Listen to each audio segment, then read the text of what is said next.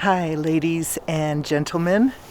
Hey, I was just thinking about something that really affects us when we're dating, and that is how our home matches up to a date's home. I've met men that live on boats, that live in cabins in the woods, that live in huge mansions, that live in condos in the city, that live in big sprawled out homes in the desert, all different kinds of varieties.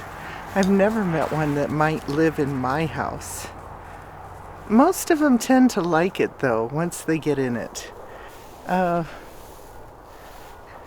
have a tendency to compare myself when it comes to homes when they're dating because it's kind of an important thing. You know, how much time are you going to spend at his home? How much time is he going to spend at your home?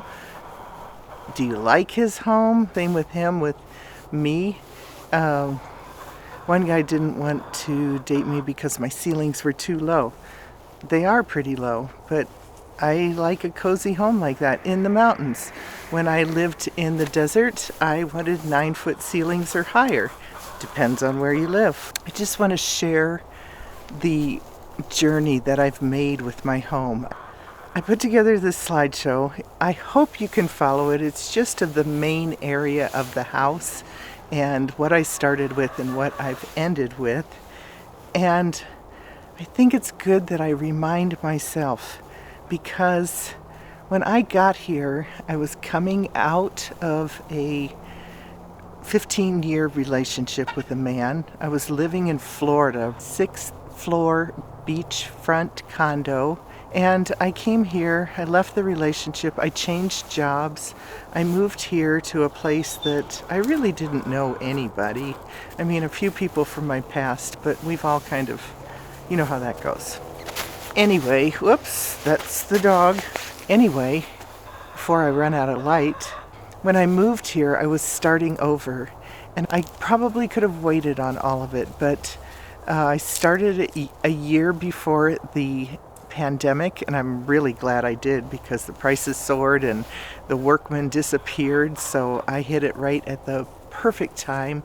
And it was a lot of work, and it took a lot longer than I thought. It was a lot bigger project than I thought, but now that it's done, I need to move on to the next big project because a body in motion stays in motion. So what is my next big project? And I really didn't think past that too much.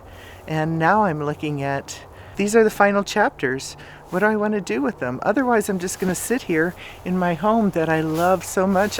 I would be content to just chill on the couch and hang out in my writing room and sleep under my elk in my bed every night and hang out under my big pine trees and look out at the deer.